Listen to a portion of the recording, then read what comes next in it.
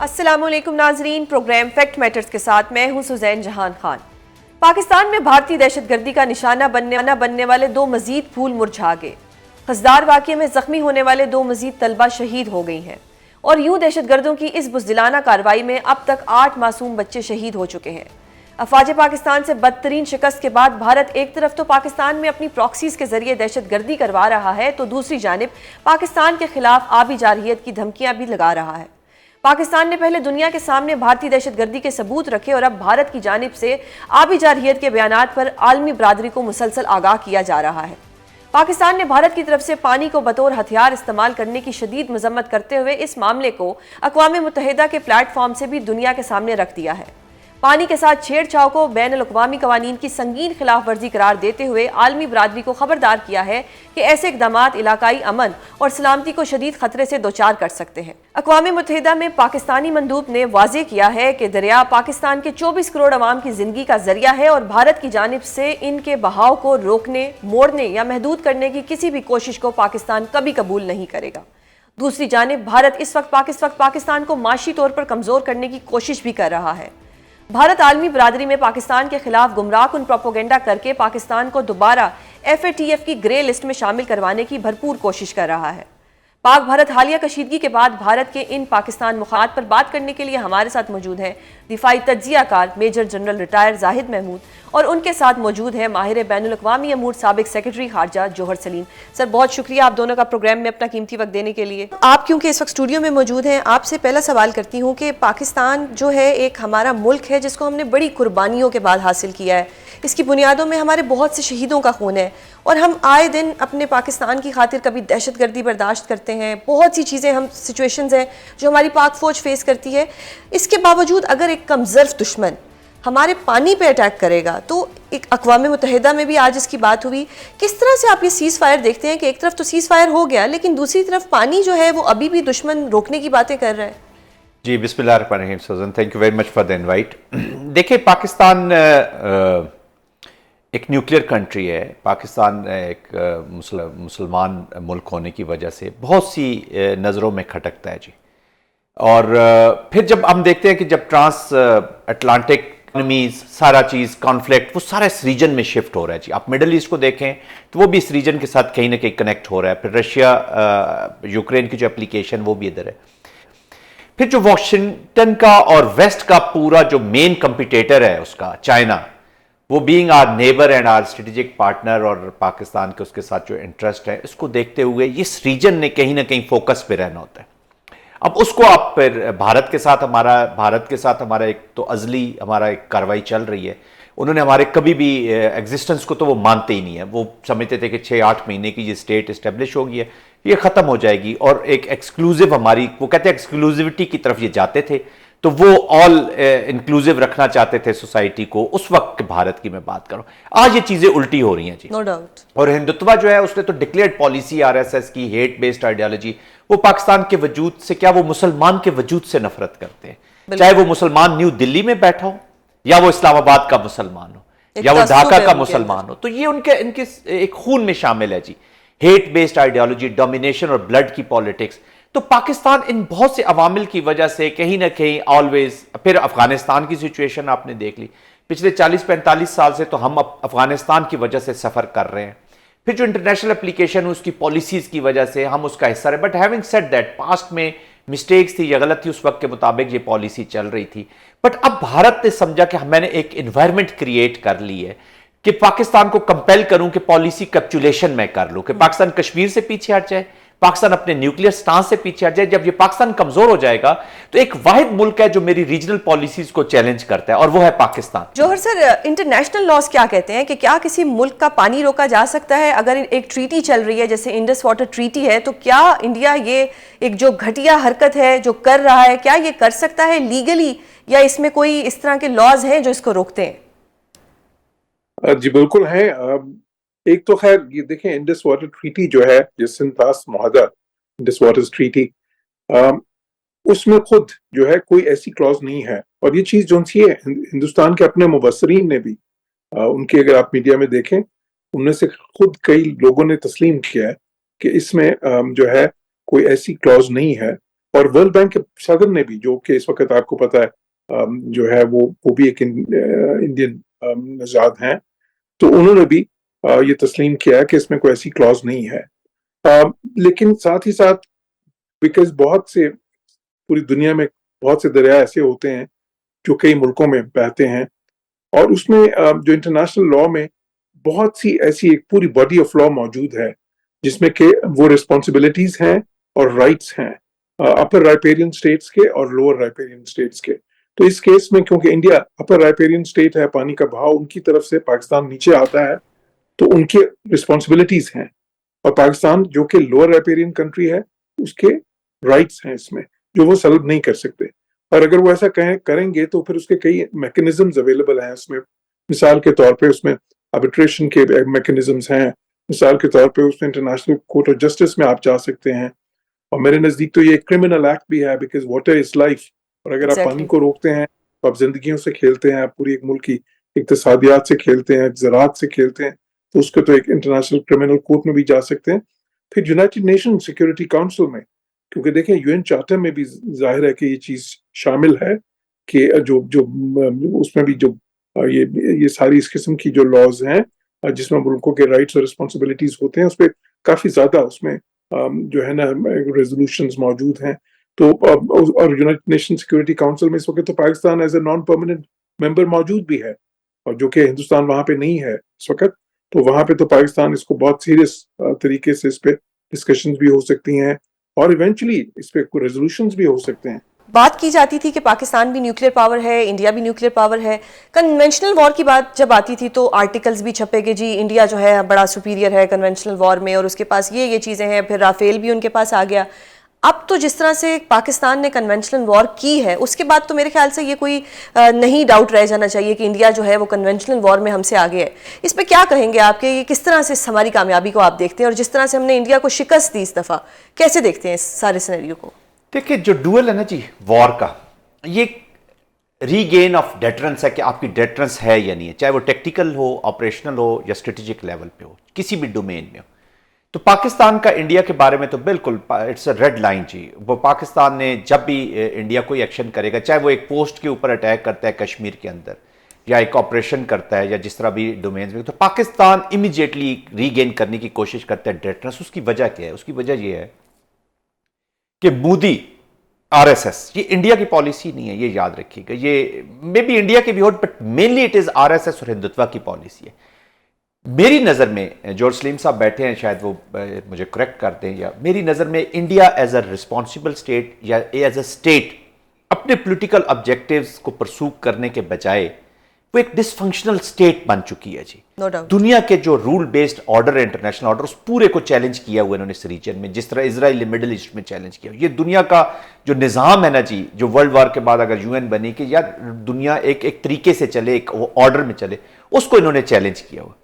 تو لگتا ہے کہ ان کی جتنے بھی ادارے ہیں, جتنی ان کی را ہو گئی, ان کی ملٹری کو بھی اس دفعہ انہوں نے آر ایس ایس نے اپنے پولیٹیکل آبجیکٹیوز کے لیے یوز, چاہے وہ بہار کا الیکشن ہے یا جو ڈومیسٹک پولیٹک, اس میں انہوں نے ایک پورے نیوکلیر کنٹری کے آبجیکٹیوز بنا کے اس کو پرسو کرنا شروع کر دیا. وہ راحت اندوری صاحب کہا کرتے تھے, ان کے اپنے ایک شاعر ہے کہ سرحدوں پر بہت تناؤ ہے کیا, ذرا پتہ کرو کوئی چناؤ ہے کیا. تو اب وہاں کے لوگوں کو بھی پتہ ہے کہ اپنے پولیٹکس کے, تو یہ اس کو پرسو کرے. ان کے اندر سے آوازیں اٹھ رہی ہیں. جی ہاں, اور مودی دنیا کو یہ بتانے کی کوشش کر رہا ہے کہ پاکستان اور انڈین کانٹیکسٹ میں nuclear war, nuclear overhang ہونے کے باوجود there is a space for وار.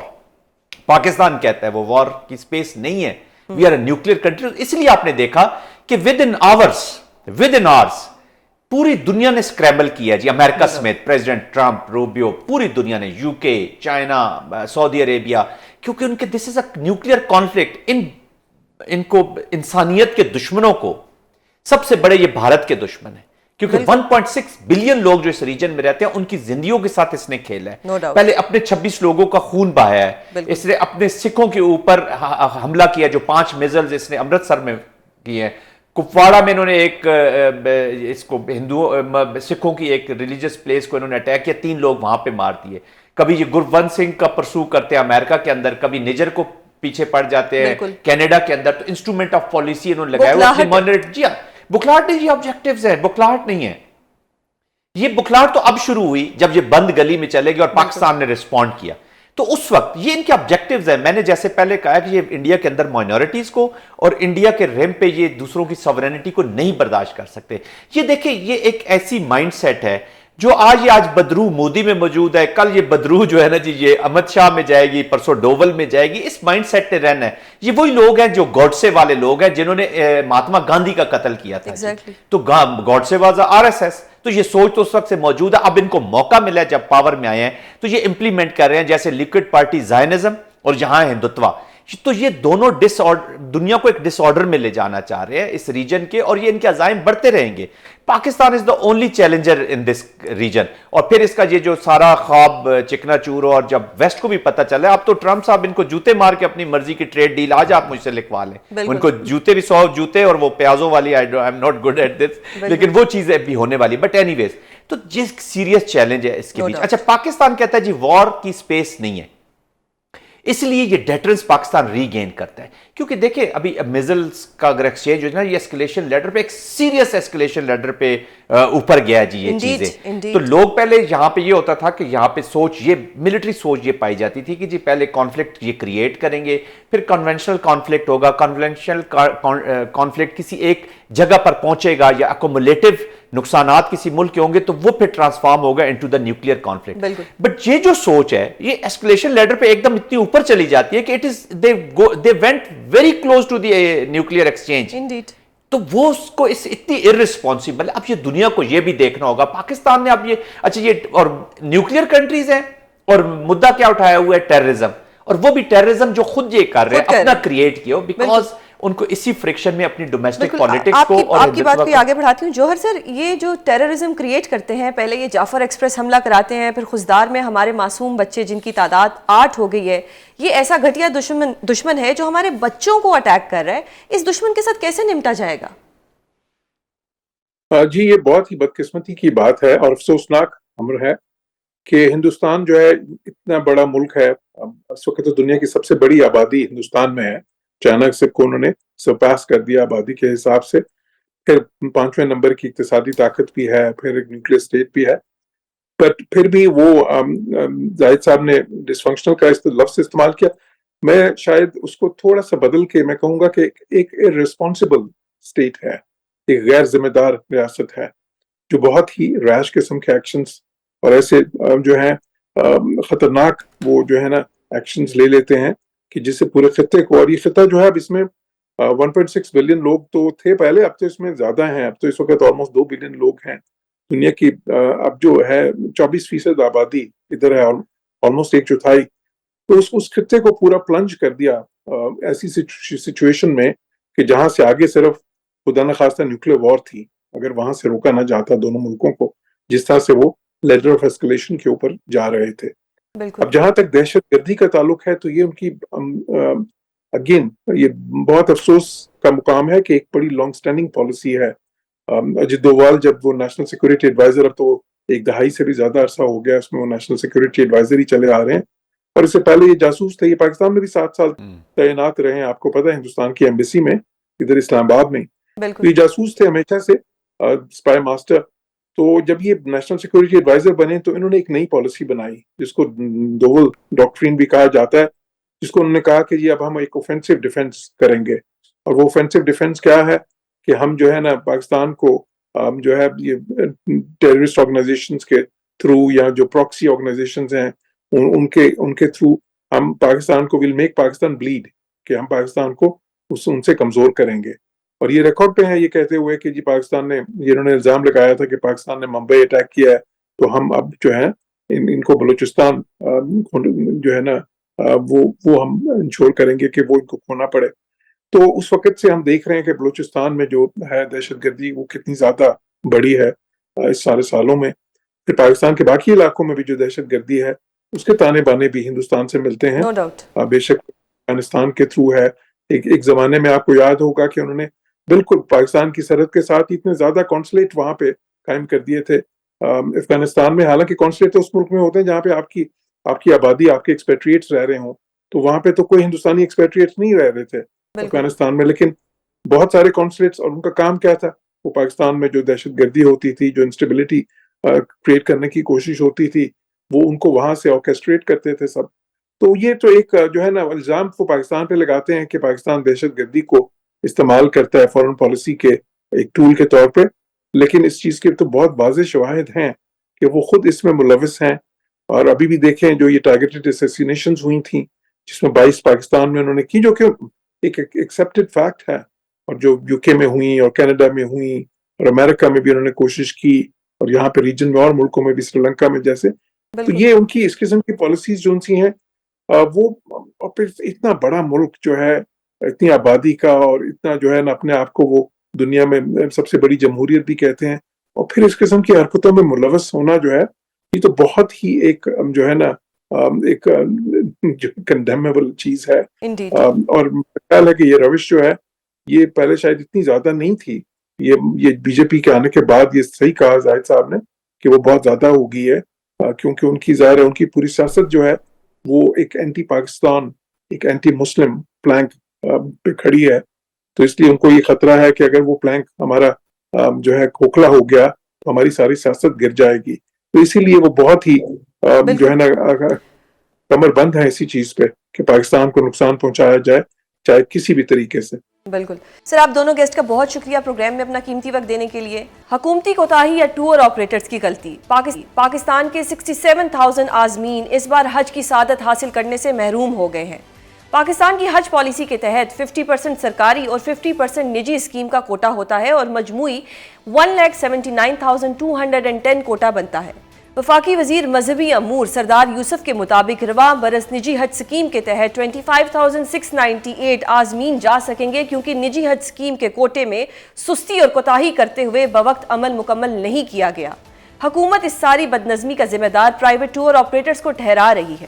دوسری جانب حج آرگنائزیشن ایسوسی ایشن کے ترجمان نے وفاقی وزیر مذہبی امور سردار محمد یوسف اور سیکریٹری ڈاکٹر سید عطاء الرحمان کے موقف کو حقائق کے منافی قرار دیتے ہوئے کہا ہے کہ 14 فروری کے معاہدے پر وزارت مذہبی امور کے 2 افسران کے دستخط موجود ہیں. منا میں دستیاب جگہ لینے کے لیے وزارت نے ذمہ دارانہ رویہ اختیار نہیں کیا. ان کا کہنا تھا کہ 67,000 عازمین پاکستانی ہیں اور ان کے دکھ کا مداوع کرنے اور ان کے لیے راستہ نکالنے کے بجائے راہ فرار اختیار کرنے کی کوششیں کی جا رہی ہیں. ناظرین، حکومت نجی ٹورز آپریٹر کو ذمہ دار ٹھہرا رہی ہے اور ٹورز آپریٹر حکومت کو ذمہ دار ٹھہرا رہے ہیں. بلیم گیم کا یہ رویہ جاری ہے اور 67,000 پاکستانیوں کا مسئلہ کوئی بھی حل نہیں کرا رہا. اس سارے معاملے پر بات کرنے کے لیے ہمارے ساتھ موجود ہیں ممبر اور سابق چیئرمین حج آرگنائزیشن ایسوسی ایشن آف پاکستان جمال خان ترکئی. سر، بہت شکریہ پروگرام میں اپنا قیمتی وقت دینے کے لیے. سر، بطور مسلمان ہم سب کی خواہش ہوتی ہے کہ ہم حج کریں. عمرہ کرنے کے بعد تو لازمی سب کا ایک جذبہ ہوتا ہے کہ حج کیا جائے. میں نے خود بھی بہت بار عمرہ کیا اور ہمیشہ سے خواہش رہی ہے کہ ہم حج کریں. لیکن اب جو سچویشن پیدا ہوئی ہے، ہم سب نے ایک اپنی لائف میں پلان کیا ہوتا ہے کہ ہم حج پہ جائیں. ہمارے بڑوں نے، ہمارے پیاروں نے، اب بھی جو کنفیوژن کریٹ ہوئی اس کی وجہ سے 67,000 لوگ اس سال حج پرفارم نہیں کر سکیں گے. اس میں کس کو قصوروار ٹھہرایا جائے؟ یہ جو نجی سیکٹر ہے یہ اس کی غلطی ہے یا یہ حکومت کی غلطی ہے؟ اور اگر یہ کسی کی غلطی ہے بھی تو اس میں تو عام انسان، ایک مسلمان ہی سفر کرے گا. بہت شکریہ. سب سے پہلے آپ کا چینل کا بڑا شکریہ کہ آپ نے ہمیں انوائٹ کیا اور ہمارے موقف عوام تک پہنچا دیا، ہمارے ان حجاج کے تک پہنچا دے جو اس وقت متاثر ہو چکے ہیں، اور ان ٹور آپریٹرز تک جو اس وقت متاثر ہو چکے اور کافی ان کو بڑا نقصان ہو رہا ہے. سب سے پہلی بات ہے کہ 2004 سے یہ پرائیویٹ سسٹم شروع ہوا تھا اور 2024 تک الحمدللہ کامیاب ترین سسٹم رہا ہے، اور اس کی ریشو کی شکایتیں 18 تک پہنچ گئی 90,000 میں. آئی سعودی 2024 میں سعودی نے پالیسی چینج کر کے پوری ورلڈ کے لیے ایک پالیسی اناؤنس کر دی. ان کے ایک ٹائم لائن بنا دیا تھا کہ آپ 6 مہینے پہلے تمام چیزوں کو کمپلیٹ کریں. جیسے ہی حج ختم ہوتا ہے تو اس کے بعد فوراً وہ پالیسی اناؤنس کر لیتے. مطلب 6 جون کو اگر حج ختم ہوگا تو 12 جون کو وہ پوری ورلڈ کے لیے پالیسی اناؤنس کر دیں گے. اس کا جو بنیادی وجہ لیٹ ہونے کا یہ ہے کہ 2024 میں تو جب اناؤنس کر دیا اور الحمدللہ پرائیویٹ سیکٹر کامیاب ہو گئے تھے، 2025 کے حج کے لیے پالیسی 3 مہینے لیٹ ہو گئی تھی.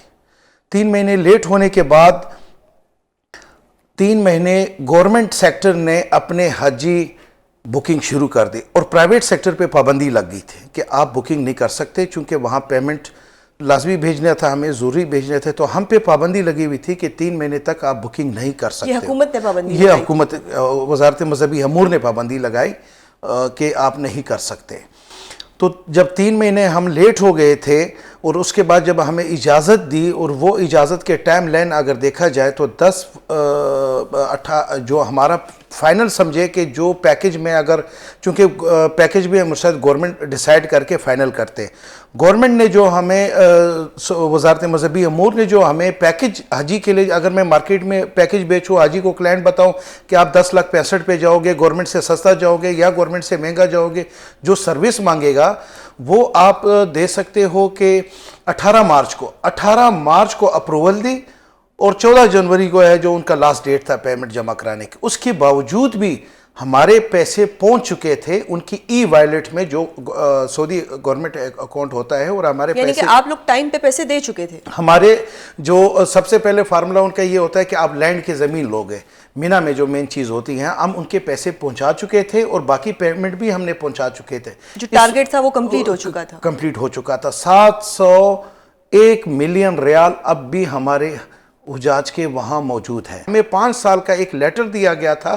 کہ آپ سعودی بلڈنگز ہائر کر سکتے. جب 5 سال کے لیے جب پرائیویٹ سیکٹر ایک بلڈنگ کو ہائر کر لیتا ہے تو اس سے پیکیجز سستا آتے ہیں, اگر کہیں مشکل بھی آ جاتے ہیں تو وہ ایڈجسٹ ہو جاتی. تو گورنمنٹ سے ہماری پرائیویٹ سیکٹر کی کامیابی یہ بھی ملی ہمیں کہ گورنمنٹ سے پیکیجز بھی ہمارے سستے ہو گئے تھے. اچھا پیکیج آپ کے سستے ہو گئے؟ یس, ہمارے پیکیج 10,65,000 آج کے ڈیٹ میں بھی ہم گورنمنٹ سے سستا پیکیج لے کے جا رہے ہیں. 1% ایسے لوگ پاکستان میں ہوتے ہیں جو وہ ہائی پیکیج میں چلے جاتے ہیں, وہ 1-2% ہوتے ہیں. ہمارے 83% پیکیجز جو ہیں وہ گورنمنٹ سے سستے پیکیجز میں ہیں, وہ بالکل 10,65,000 سے لے کے 12 لاکھ تک. اگر آپ کی بات کو میں آگے بڑھاؤں کہ آپ کے پیکیجز گورنمنٹ سے سستے پیکیجز تھے تو پھر تو لوگوں کو مزید آپ کی طرف اٹریکٹ ہونا چاہیے تھا پرائیویٹ اسکیم کی طرف. لیکن وفاقی وزیر مذہبی امور نے کہا کہ 14 فروری تک تقریباً 3,600 افراد نے پیسے جمع کیے. اس کے بعد ایک ہفتے کی توسیع کر دی گئی اور پھر 48 آورز اضافی دیا گیا. پھر بھی 10,000 مزید رقم جمع ہوئی.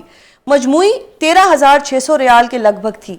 آپ کہہ رہے ہیں کہ ای والٹ میں بھی ہم نے پیسے جمع کرا دیے, اسپانسرشپ بھی ہماری کلیئر ہوگی. آپ کی سائٹ سے تو سب ٹھیک آ رہا ہے, جبکہ ان کا جو موقف ہے وہ یہ ہے. تو یہ پھر اس میں تو سفر جس نے کیا وہ ایک مسلمان نہیں کیا. میم اس میں اگر ایک چیز کو دیکھا جائے, بالکل سردار صاحب کو جو بیوروکریسی نے بتایا گیا اور اس وقت بھی ہم دیکھ رہے تھے کہ سیکٹری صاحب ہی ان کو گائیڈ کر رہا تھا اور سردار صاحب کے ہمیں مزاج سمجھ آ رہی تھی کہ وہ اس چیز کو اچھی طرح سمجھ رہے تھے. اور سردار صاحب ایک عوامی نمائندہ ہے اور ان کو یہ بہت سی چیزوں کا علم نہیں تھا. میں نے کہا کہ 7 مارچ کو وہ آئے, وہ خود بھی یہ کہتے ہیں, خود بھی لیٹ آئے تھے, تو یہ چیزیں ساری پروسیس گزر چکی تھی. 14 فروری کو ہمارے تمام زون کے پیسے پہنچ چکے تھے, 90,000 حجاج کے. یعنی آپ کہتے ہیں کہ اس ٹائم تک ڈیڈ لائن تک ہمارے ڈیڈ لائن تک 90,000 حجاج کے پیسے پہنچ چکے تھے. اور اگر یہ پیسے کہہ رہے کہ اس کے بعد نہیں بھیجنے تھے تو تقریباً ہمارے تو 28-29 مارچ تک پیمنٹ بھی ساری چلی گئی تھی. وہ کہہ رہے تھے کہ ہم نے اشتہار کے ذریعے ان کمپنیوں کو منع کیا گیا تھا. تو آپ مجھے بتائیں, جب 18 ہمارے پیسے چونکہ ای والیٹ کے ذریعے جو ہے پاکستان گورنمنٹ آف پاکستان کے اکاؤنٹ میں جاتے ہیں سعودیہ, وہ پھر ہم ای والیٹ میں چینج کر لیتے, تو وہ ہمیں منع کر لیتے تھے کہ یہ پیسے نہ بھیجے جائیں, آپ کے حاجی نہیں ہو رہے. 10,000 کوٹے کا ایشو جو ہے وہ پرائم منسٹر صاحب نے اور وزیر خارجہ اسحاق ڈار صاحب نے جب ریکویسٹ کی تھی تو ان لوگوں نے کہا کہ ٹائم لائن کے بغیر آپ 10,000 کی کوٹا لے لے. اس میں ہمارے کوٹے سے 10,000 ان لوگوں نے ایز اے پرائم منسٹر صاحب کو دے دیا تھا. اس میں یہ رول نہیں تھا کہ ہماری پیمنٹ موجودگی کی وجہ سے ہمارے وہاں پیسے موجود تھے اور ان کے جو اصل ٹائم لائن جو تھا اس ٹائم لائن کے مطابق ہمیں یہاں سے پھنسایا گیا تھا. ہمیں بکنگ کی اجازت نہیں دے گی. 14 فروری کی ڈیٹ آتی ہے, اس ڈیٹ کو اگر مد نظر رکھا جائے 14 فروری تک پیسے جمع کرانے تھے جو کہ آپ کہتے ہیں کہ آپ نے ٹائملی جمع کرا دیے. اگر آپ وہ پیسے جمع نہ کروا سکتے تو پھر جو الاٹمنٹ ہونی تھی وہ ہونی تھی یا نہیں ہونی تھی؟ یس, اس میں دیکھیں وہ ایک لیٹر اور بھی شو کرتے ہیں کہ ان لوگوں نے ایگریمنٹ کیا, ان لوگوں کے اس ایگریمنٹ میں سائن. پہلے یہ ایگریمنٹ ہوتا ہے, یہ گورنمنٹ ٹو گورنمنٹ ہوتا ہے. جس ہمارے نمائندے کو لے کے گیا تھا ہم نے اس پہ سائن کیا, ہم اس کو چلو آن کر لیتے ہیں. اب اس ایگریمنٹ میں کیا لکھا ہوا ہے 14 فروری کو ہمیں چوائسنگ میں پلاٹ ملتے ہیں کہ یہ پلاٹ جو ہے اس میں آپ کے حاجی ہوں گے, یہ ہمیں چوائس میں ملتے ہیں. 14 فروری کے بعد یہ سعودی کے اس بکس میں جو ہم نے ڈاکومنٹس آپ کو پرووائڈ کریں گے اس میں یہ لکھا ہوا ہے 14 فروری کے بعد آپ کی چوائسنگ پلاٹ نہیں ہوگے. پھر سعودی کے حکومت کی مرضی ہے وہ کس پلاٹ میں آپ کو جگہ دے, اس کے لیے بھی ہم تیار تھے. یہ بھی گورنمنٹ کامیاب مطلب ہماری بیوروکریسی کامیاب نہیں ہوئی کہ ان کے ساتھ ڈیل کر کے کہ ٹھیک ہے آپ کی ایگریمنٹ میں یہ لکھا ہے کہ 14 فروری کو پیسے پورے بھیجیں گے تو آپ کو جو ہے پلاٹ جو ہے وہ آپ کو چوائسنگ بھی ملے گی. اگر 14 فروری کو نہ بھیجے تو اس کے بعد آپ کو جدھر بھی جہاں بھی پلاٹ دے آپ کو اس ایریے میں دے, کسی اور ایریے میں دے, دور ایریے میں دے, کسی کے ساتھ مکس دے, ہم اس کے لیے بھی تیار تھے کہ جہاں سے دیتے ہیں ہمیں دے دے, ہم ایڈجسٹ کر لیں گے. تو وہ بھی ناکام ہوئی, وہ اس لوگوں نے بھی سر کام ایک آخری سوال جاننا چاہوں گی کہ ابھی بھی کچھ ہو سکتا ہے, کوئی سعودی حکومت سے بات کر کے کوئی مزید کوٹا مل سکتا ہے, یا اب اگلے سال پہ کہانی چلی گئی؟ نہیں, یہ ابھی اس لیے نہیں ہو سکتا ہے کہ ایک تو ٹائم نہیں ہے, حج چونکہ 6 جون کو ہونا ہے, اور یہ تمام پروسیس اگر آ بھی جائے تو یہ تمام پروسیس کمپلیٹ نہیں ہو سکتے.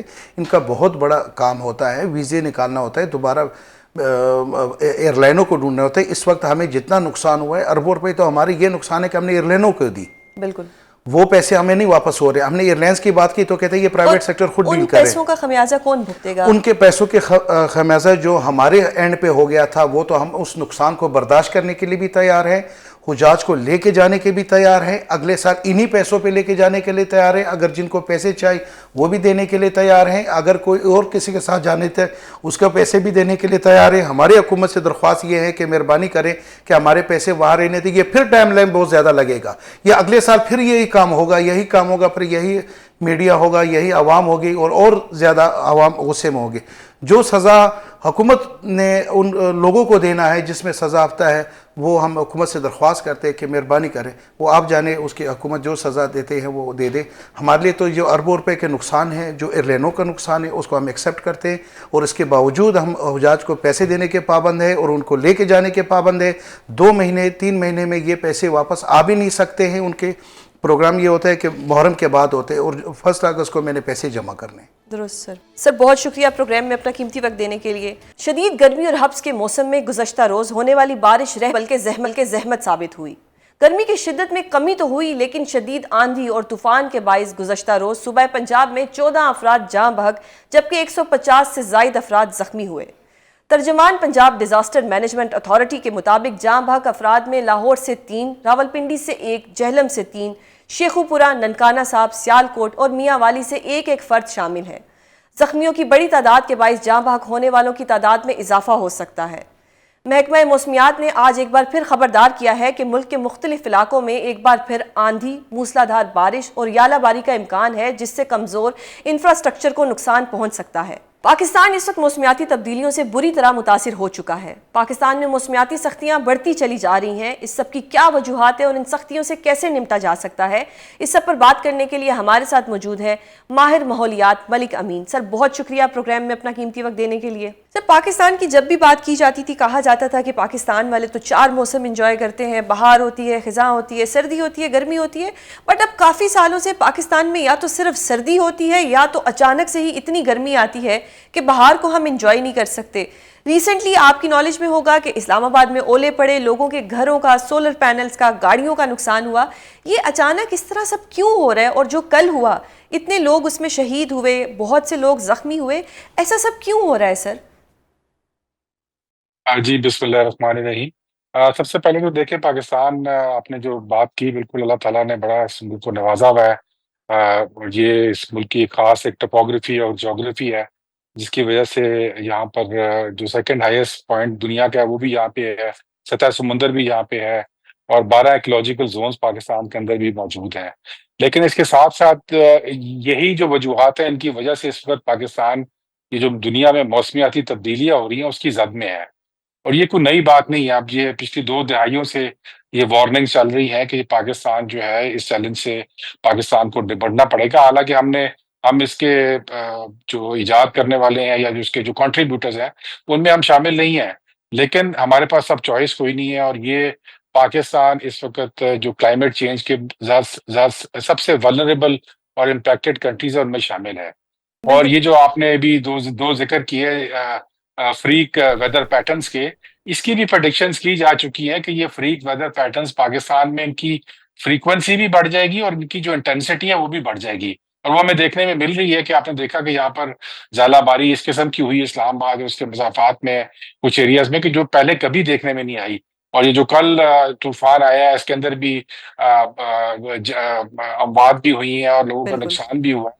اور یہ بھی آؤٹ آف دا بلو ایک ایک گرمی کا موسم تھا، ایک پروٹیکشن نہیں تھی کسی ایک چیز کی، اور وہ یکدم ایک بدن پیٹرن ڈیولپ ہوا، اور اس کے بعد یہ ہم نے ایک ایسی تیز ہوائیں دیکھی جو 100 کلومیٹر سے بھی اوپر اسپیڈ پہ چل رہی تھی، اور اس کے بعد ایک اس قسم کا نقصان ہوا جس میں ہمارے کسانوں کا بھی بہت نقصان ہوا ہے. Indeed. تو یہ تو اب آپ کو ایک نیو نارمل کے طور پہ گیون لینا پڑے گا، کیونکہ یہ پریڈکٹڈ بھی ہے، اور پاکستان میں صرف پریڈکشن نہیں ہے، یہ ریئلٹی آپ کو اب نظر آ رہی ہے.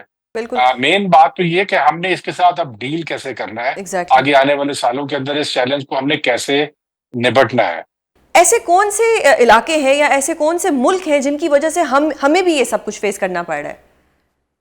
دیکھیں اس میں جو 3 جو بڑے کنٹریبیوٹرز ہیں، جس کے اندر امریکہ، چائنا اور انڈیا شامل ہیں، وہ تقریباً 80% جو دنیا کی ایمیشنز ہیں وہ ان 3 ممالک سے ہسٹوریکلی بھی اور جو پریزنٹ اسٹیٹس ہے اس میں بھی نکلتی ہیں. اور یہی جو گرین ہاؤس گیس ایمیشنز ہیں یہ اوپر جا کر ایک ایسی طے بنا رہی ہیں جس سے ملک ساری دنیا میں گرمی ہو رہی ہے. لیکن وہ ایک علیحدہ ڈبیٹ ہے کہ کون اس کا پروڈیوسر ہے، کون وہ جس کی وجہ سے یہ ہو رہا ہے. مسئلہ تو یہ ہے کہ پاکستان میں ابھی ہمارے پاس یہ ٹائم اب ہے نہیں انفارچونیٹلی، کیونکہ یہ گیٹ کریش کر چکا ہے پاکستان میں مسئلہ. پاکستان نے اس مسئلے کے ساتھ ڈیل کرنا ہے، اور اس کو ڈیل کرنے کے لیے ہمیں اپنی ترجیحات کو ڈیفائن کرنا ہے. ایگریکلچر سیکٹر کے اندر ہمارا جو انفراسٹرکچر سیکٹر ہے اس کے اندر سب سے بڑا نقصان انفراسٹرکچر کو ہوتا ہے. اس کو لیے ضروری ہے کہ ہم ایسا انفراسٹرکچر بنائیں جو کہ ان کلائمیٹ ریالٹیز کو برداشت کر سکے. آپ نے کہا کہ ہم نے ان چیزوں کو ڈیل کرنا ہے. ماضی میں بہت سے منصوبے بنے، بہت سے منصوبوں پہ کام بھی ہوا، لیکن پھر کوئی اینڈ ریزلٹ نہیں آیا. ایسا کیوں ہوتا ہے کہ پاکستان میں منصوبے تو بنتے ہیں، شروع میں کام بھی ہوتے ہیں، بٹ آل آف سڈن وہ منصوبہ غائب ہو جاتا ہے؟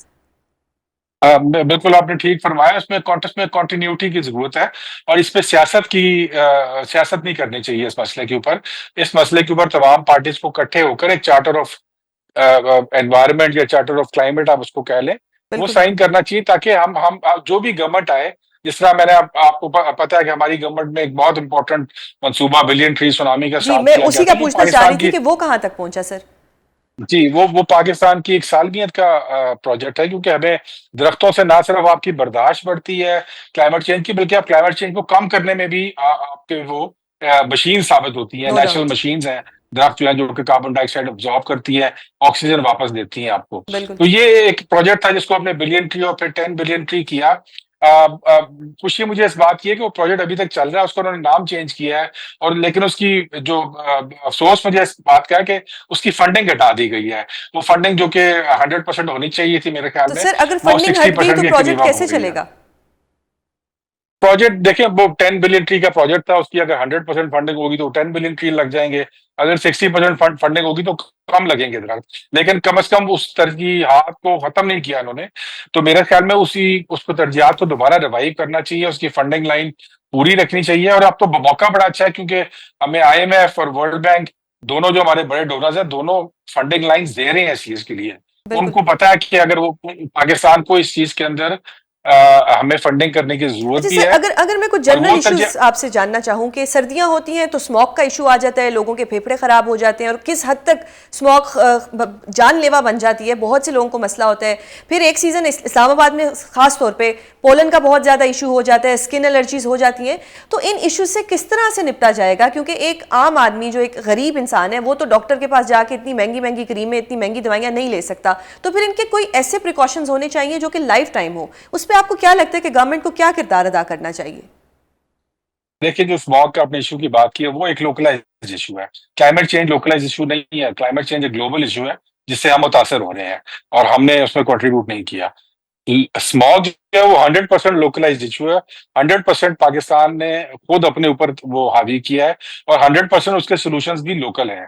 اس کے لیے سب سے بڑا سولوشن یہ ہے کہ آپ اپنی ٹرانسپورٹ جو کہ 40 سے 50% اس ایشو میں کنٹریبیوٹ کرتی ہے، اس کو اپنے بہتر کرنا ہے. اس میں اپنے الیکٹرک وہیکلز کی طرف جانا، جو آپ کی گاڑیاں ان کے دھوئے کو آپ نے چیک کرنا. یہ صرف اسموگ سیزن میں آپ نہیں کر سکتے، اس کو آپ نے سارا سال کرنا ہے تاکہ آپ کنٹینیوٹی کے ساتھ وہ کام کر سکیں. اس کے ساتھ ساتھ آپ نے جو باقیات آپ دلا دیتے ہیں اپنے فارمز کے اوپر، کراپس کی، اس کو ہمیں ختم کرنا ہے. اس کو دوبارہ مشینز آگے جو کہ پلاؤ ان کر کے اس کا ایک سولوشن نکال دیتی ہیں. اس کے ساتھ ساتھ ہمیں کلین فیولز کی طرف جانے کی ضرورت ہے، اور پھر ہمیں فارسٹری کرنے کی ضرورت ہے، جو کہ اس پولوشن کو ابزارب بھی کرتی ہیں. تو یہ تمام چیزیں اس وقت نہیں ہو سکتی جب آپ کو یکدم اسموگ آ جائے اور آپ 2 مہینے میں وہ پھر آپ فرینٹکلی گورنمنٹ جو ہے اس کو ایکٹیویٹ کریں اور کہیں کہ جی یکدم اس کا ہم سولوشن ڈھونڈ لیں گے. ایسا نہیں ہو سکتا. اس کو ہمیں کنٹینیوسلی کرنا ہے اور سال کرنا ہے. 1 سال میں یہ ختم بھی نہیں ہوگا. تو اگین جو خوش قسمتی ہے وہ یہ کہ ہمارے پاس فنڈنگ لائنز اس وقت موجود ہیں اور گورنمنٹ کو چاہیے کہ وہ ترجیحی بنیادوں پر یہ جو پرائرٹیز ہیں ان کو ڈیفائن کر کے ان کے پروجیکٹ ایسے بنائے جن کی کے لیے وہ فنڈز کو استعمال کریں جو کہ پاکستان کے ڈیفائنڈ پروجیکٹس ہوں. اگر ہم یہ نہیں کریں گے تو پھر ہمیں ٹاپ ڈاؤن ماڈل کے تحت جو ڈونرز ہیں وہ اپنے پروجیکٹس بتا دیں گے. وہ شاید ہمارے اس ترجیحات کے اوپر ہماری پرائرٹی کے اوپر بھی نہ ہو اور وہ پیسہ بھی لگ جائے اور مسئلہ بھی حل نہ ہو. تو اس لیے یہ ٹائم ہے, بڑا اچھی اپرچونٹی ہے پاکستان کے پاس. یہ فنڈنگ لائنز موجود ہیں اور یہ پرابلمز جو ہیں کلائمیٹ چینج کا بھی, ان فریک سٹارمز کا, اسموگ کا, یہ کہیں نہیں جا رہے. یہ پاکستان کے ساتھ ہیں, چاہے گورنمنٹ جو ہے وہ پی ٹی آئی کی ہو یا نون کی ہو یا پیپلز پارٹی کی ہو, یہ پرابلمز یہیں پہ رہیں گے. اس لیے سب کو مل کر اس کے اوپر ایک ایسی ترجیحات بنانے کی ضرورت ہے جو کہ لانگ ٹرم ہو اور جو کہ کنٹینیوسلی چل سکے اور کنٹینیوٹی کے ساتھ چل سکیں. تبھی ان مسائل کا ہم حل تلاش کر کے ان سے نمٹ سکیں گے. بہت شکریہ سر پروگرام میں اپنا کرنے کے لیے.